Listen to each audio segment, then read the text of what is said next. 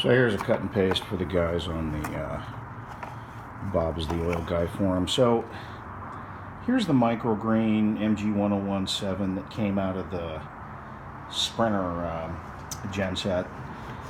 Either that one or the one in the box was the 169-hour one I did the UOA on, and looks like they just changed the build again. There's been a lot of controversy about this filter.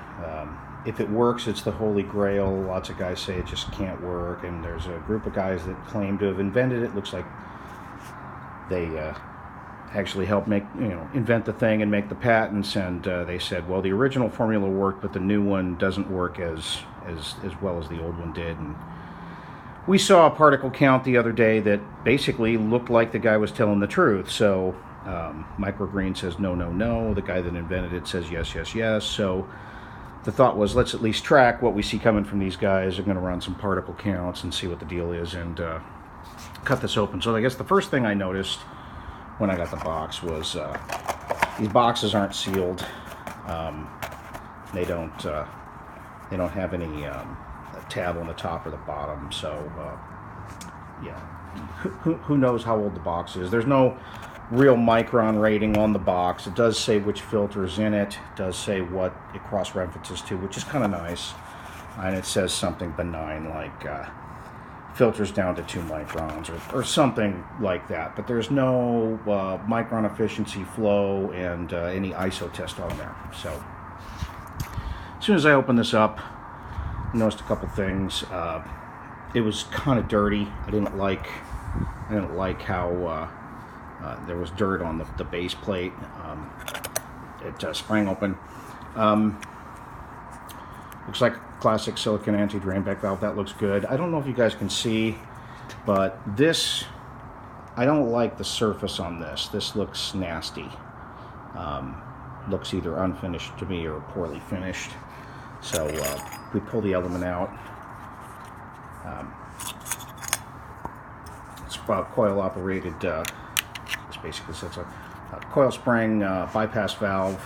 There was room in there. That's a complaint I've heard before, and this basically pops off by hand. And here's the PTFE disc. It doesn't. It fits quite tightly. It won't pop out by hand with normal force. So let's take a look at this element. It's not green anymore. It's got some wide pleat spacing in it that I don't like. There's one right there. There's a couple more wide pleats right there. Potting looks solid, and it won't come apart if I could put pressure on it. They're not old. The date on the filter is fairly recent, which is good. I'll have to go on the website and look what they say, but this isn't synthetic, and it hasn't been wire backed, but it's pretty strong. Putting 10-15 pounds of pressure on there, so at least this piece is good. It's got louvers. Let's see if I can. Louvers, not holes. So it's not a super premium filter. It's not wire back. This isn't synthetic. They gave you a 45-48-12 on this.